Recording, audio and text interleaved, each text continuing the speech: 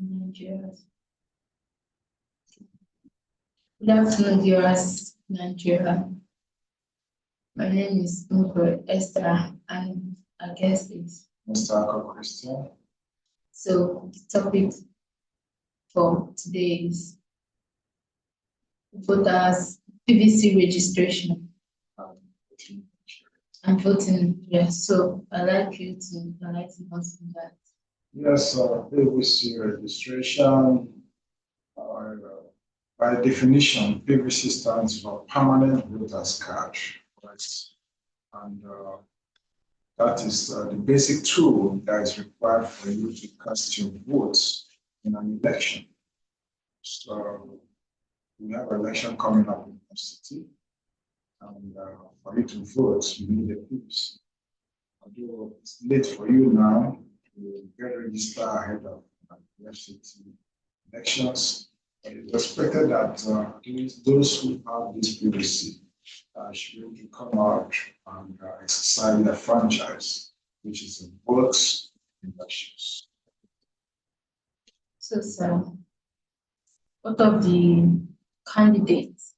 Yes, we have candidates in different political parties, but the candidate that we have endorsed, when I say we, I mean we in the ADC, the candidate that we're working with, all the candidates of the ADC, councillorship, chairmanship, particularly in AMAC, where we have Dr. Moses Paul, the candidate that is running for the office of the chairmanship of AMAC. So we want everybody out there, in any area council where you are, and you are voting, should be part of the process. You should go out there and cast your votes, and not just cast your votes, you stand by it and ensure that your votes actually count. Because the journey to 2027 has been rightfully activated by this area council election. And don't just sit down and assume that your votes don't count. You have to take part in it, you have to cast your votes, and ensure that the votes truly counts. So getting involved in the process is very important. So will the people be willing to vote? Yes, in terms of the people, the various situations surrounding us as people is more than enough encouragement for everyone to see reason to go out there and vote, because at the end of it all, Nigeria keep happening to us. You saw what happened to Sutton, the Arise TV presenter, that Nigeria happened to her. She was attacked overnight in her residence. And in an attempt to jump out of a four-story building, she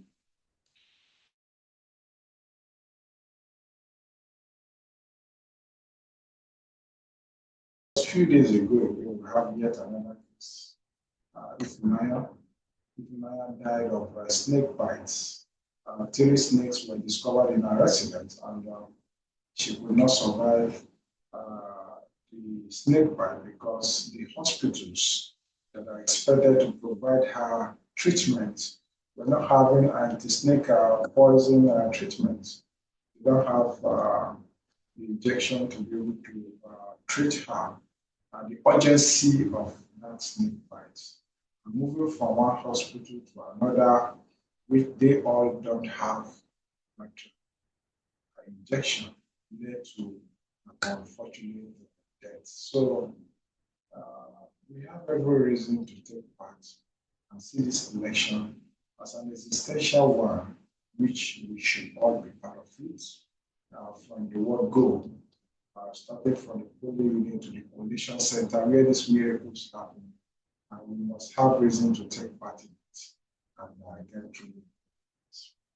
Okay, you see, now the hospital, they don't have the injection they need to treat the woman. So that's why we need the government, we need them to provide all these things. We need them to help us provide all these things. Now you see, that's why some individual, they're reluctant to vote. So now, why is voter apathy in Nigeria? Yeah, people feel their votes don't count. They choose to stay away from voting. But staying away from voting does not in any way isolate you from bad government. Like I gave you instance, where Nigeria happened to Soto, Nigeria also happened to Ifunanya, all as a result of what snake bites and armed robbery incidents that occurred at Sumis residence.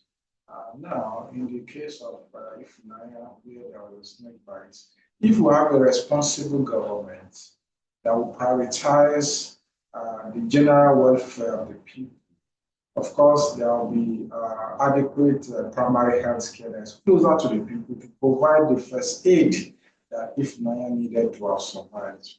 But because of bad government, these provisions were not made, which led to an unfortunate deaths.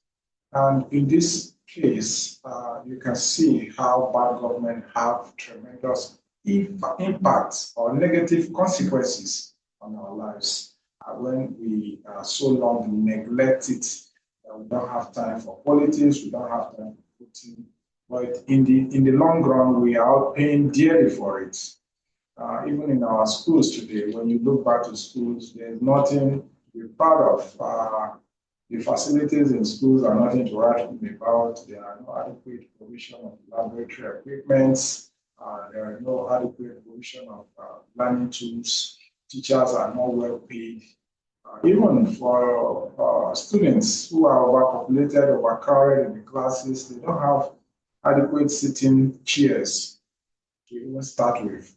So in that situation, which learning is taking place, where you have over 100 students in primary school, choked up in a class, and the teacher is overwhelmed. So which learning is taking place in such atmosphere? So these are some of the challenges we are facing. Maximally, we are not supposed to have more than 30 students in the class, at most 40. But in this instance, we're having over 100 students in one class. And these teachers have to take several classes in a day, which will lead to what overworked on a very meager salary that cannot even keep up with families' welfare. So these are some of the challenges that are facing us as a government. And election avail us opportunity to vote in leaders that we feel can represent the general interests of the society. So, how does religious dogmatism affect voters' performance? Yes, religious dogmatism have its impact, the psyche. The people feel their essential reward is in heaven, right? And they perceive politics or political leaders, or in this case, any act that has to do with voting as a worldly chase, right? They chose to focus on hereafter. And in this case, they isolate themselves from everything that has to do with politics. So, when in leadership, there is no vacuum, right? When people, the good people run away from responsibility, the bad people will take it. And that is what is happening in Nigeria, where leadership has been left in the hands of crooks, thieves who are so corrupt, and they are mismanaging public wealth, public resources on personal gain. Take, for instance, Soto and Ifunaya that I explained earlier. These are just, one out of millions of cases that is happening every day in Nigeria. It keeps on happening because the people don't understand the power that they have when they're able to come together to vote and ensure that their vote actually counts. Then we will take a step towards good governance. And good governance is like a rain shower that every member of the society definitely benefits from it, one way or the other.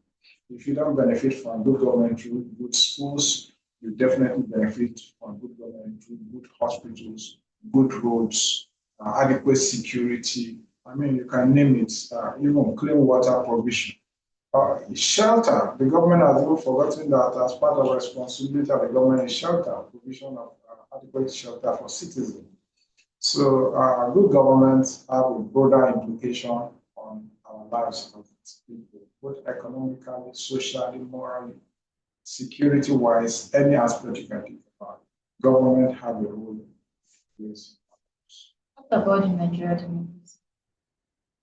The Nigerian democracy, like we have it, is, I mean, democracy by definition is a government of the people, by the people, and for the people. But in the case of Nigeria, as we currently have, it's not government for the people. That aspect for the people have been taken aside. It's now government by the cronies, for the cronies, and it only benefits the cronies. So the idea of people in the Nigerian context of democracy has been relegated to the background because, say for instance, if actually government is about the people, why should there be government without adequate provision of basic amenities like hospitals, clean water, security, housing, and what have you, roads?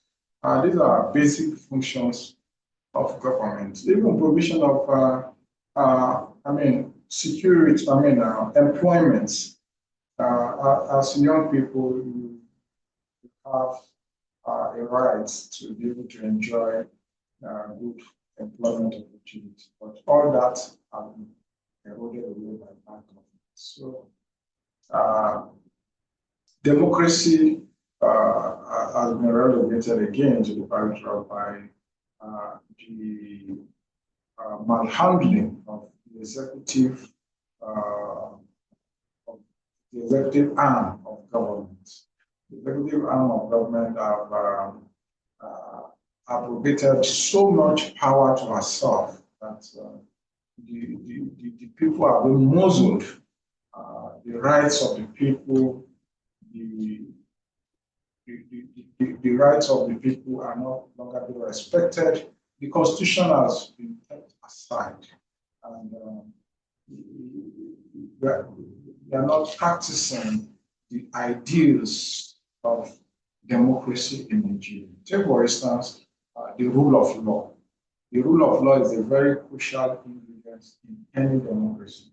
But in Nigeria, the rule of law, it doesn't stand because those in power that are supposed to be templates or role model of law-abiding citizens, they are the number one lawbreakers. And you have a say where they say lawmakers are lawbreakers. So the Nigerian executive doesn't even respect court orders. They don't respect the constitution of the Federal Republic of Nigeria, even in everything they do. So they trample upon the constitution, and it's not healthy for democracy to thrive. What we have currently, we have a situation where the ruling party is muzzling out opposition. They don't even want opposition to succeed, trampling on different political parties. So all this at the end of the day, there's no democracy. Democracy is about freedom.